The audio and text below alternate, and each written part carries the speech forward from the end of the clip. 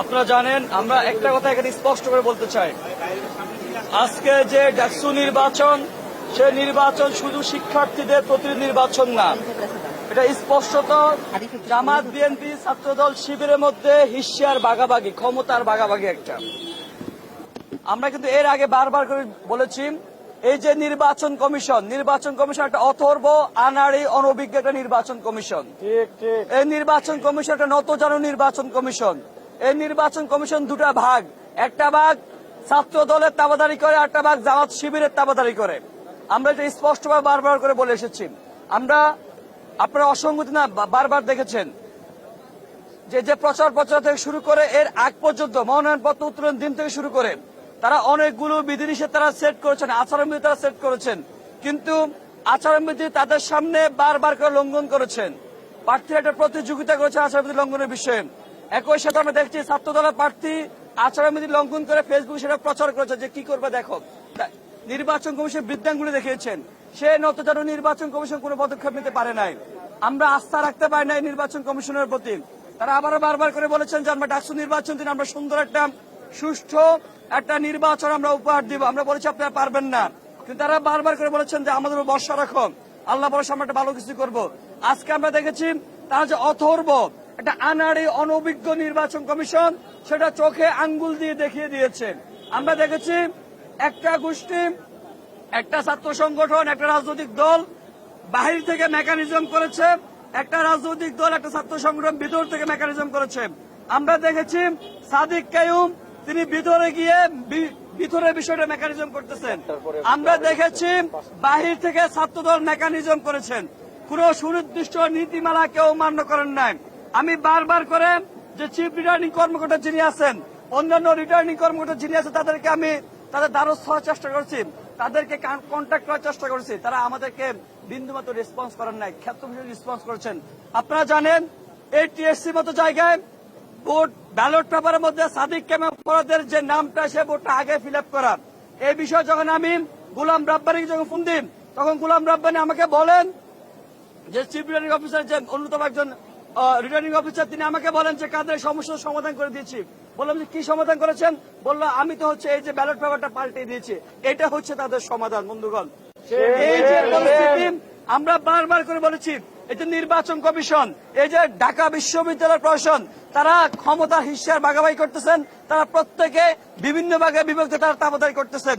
আজকে একটা বিষয় স্পষ্ট করে বলতে চান, 5 আগস্টের পর কথা ছিল এই যে শিক্ষার্থীরা জীবন দিয়ে, যে শিক্ষার্থীরা অঙ্গহানির বিনিময়ে এই ক্যাম্পাসকে স্বাধীন করেছেন, এই বিশ্ববিদ্যালয়কে স্বাধীন করেছেন, এই দেশকে স্বাধীন করেছেন, তাদের স্বার্থের কথা চিন্তা করেন প্রত্যেকটা রাজনৈতিক দল রাজনৈতিক সদিচ্ছার জায়গাটা এনশিওর করবেন, এখানকার ছাত্র রাজনীতি কাঠামোটা নিশ্চিত করবেন, যে সকল সিদ্ধান্ত নেন না কেন সেটা অবশ্যই শিক্ষার্থীর স্বার্থের কথা মাথায় রেখে করবেন। কিন্তু আমরা কি দেখেছি বন্ধুগণ, আজকে একটা বিষয় স্পষ্ট করে এখানে বলতে চাই, আমরা দেখেছি 5 আগস্টের পর এখানে বিসি কে হবেন, প্রক্টর কে হবেন, সেটা হচ্ছে দলিত আবাদারের ভিতরে ভাগাভাগি হয়ে যাচ্ছে। আমরা দেখেছি বিসি এবং প্রক্টর জামাত থেকে এসেছে। আমরা দেখেছি বাদবাকি পদগুলা সেগুলো বিএনপি থেকে এসেছে।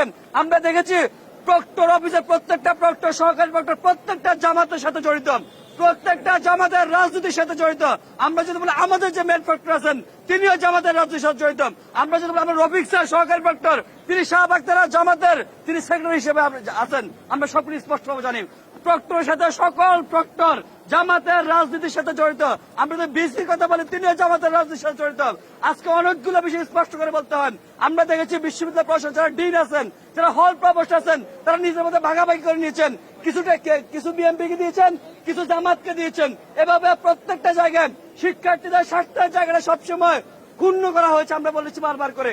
আমরা দেখেছি প্রত্যেকটা ডিন, প্রত্যেকটা বিভাগের চেয়ারম্যান, প্রত্যেকটা নীতি নির্ধারণ পর্যায়ে যত ব্যক্তিবর্গ আছেন প্রত্যেকটা ভাগাভাগি করা হয়েছে। আপনি দেখেন আরেকটা বিষয় স্পষ্ট করে বলি, এই যে অথর্ব বিসি তিনি নিয়োগ পাওয়ার পর থেকে কিন্তু এই যে প্রক্টরকে তিনি বারবার ড্রাইভ করতেছেন। কিন্তু আমরা দেখেছি এই 5 আগস্টের পর নতুন করে একটা ফর্মুলা তারা হাজির করলেন এই বিসি। তিনি এসএমটি গঠন করলেন। এসএমটি হচ্ছে সিনিয়র ম্যানেজমেন্ট টিম। তিনি বললেন যে আমি বিসির ক্ষমতাকে আমি ভাগ করে দিতে চাই। SMT senior management team. আপনি দেখেন সিনিয়র ম্যানেজমেন্ট টিম কাকে করেছেন? বিসির 2 প্রক্টর এবং ট্রেজারার, বিসি 2 প্রভিসি, ট্রেজারার এবং প্রক্টর। আপনারা জানেন যে প্রক্টর তার প্রটোকল বলে সে একজন শিক্ষকের মর্যাদা সমান, তিনি বিসিতে আরো 30 গুণ পরে নিচে তিনি আছেন, 30-35 তিনি আছেন। কিন্তু এই প্রক্টরকে খুবই কৌশলের সাথে এসএমপির মেম্বার হিসাবে তৈরি করা হয়েছিল। এবং শুধু এটা না, কিন্তু এসএমপি কে ফর্মাল বডি হিসাবে সিন্ডিকেটে পাশ করেছে এই বিসি শুধুমাত্র জামাত শিবিরের এজেন্ডাটা বাস্তবায়ন করার জন্য এখানে এসেছে। আমরা তাই শুনেন, এই যে প্রক্টর যিনি নিয়োগ হয়েছেন, এখন প্রক্টর নিয়োগ হওয়ার আগে তার কলিগদের কি বলেছেন, আমি প্রক্টর হব, আপনি অমুক জায়গায় হবেন কিনা। এটা 5 আগস্টের পরবর্তী ঘটনা। কিন্তু আমরা দেখেছি এই প্রক্টর বিসি কিভাবে বিশ্ববিদ্যালয় হলগুলোতে শৃঙ্খলা কমিটির নামে কিভাবে ছায়াপ্রশ হিসেবে কাজ করেছেন, বারবার করে মেকানিজম কিভাবে করেছেন। আমরা দেখেছি কিভাবে ডাকসু নির্বাচনকে রিগিং করা হচ্ছে। আমরা দেখেছি কিভাবে ডাকসু নির্বাচনকে বারবার করে পিছিয়ে দেওয়া হচ্ছে। এটা সম্পূর্ণ দলীয় প্রভাব বিস্তারের একটা আদল তৈরি করা হচ্ছে।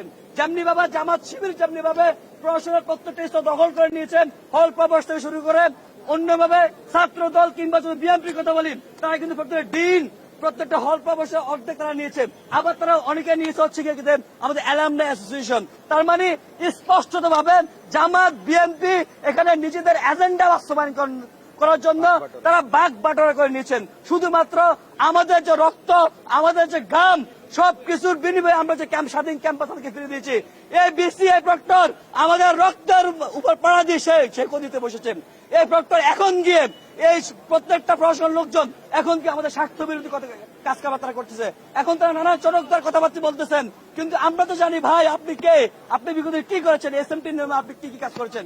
আমরা একটা তথ্য কিন্তু দিচ্ছেন, এই প্রক্টর আপনি জানেন যে নির্বাচন কমিশন পরিচালনার জন্য 170 জন পোলিং অফিসার নিয়োগ দেওয়া হয়েছে। সেটা শুধুমাত্র প্রক্টর জানেন, এর বাইরে কেউই জানেন না। কিন্তু নির্বাচন কমিশন কে কে থাকবে সেটা প্রক্টর জানেন। প্রক্টর চলেছে শিবিরের যে মতাদর্শ, তার এজেন্ডা, শিবিরের পরামর্শ এই প্রক্টর চলে।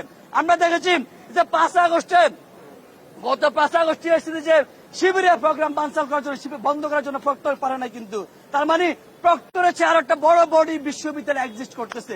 মূলত প্রক্টর এসএমটি হিসেবে কিভাবে চলে দেখেন।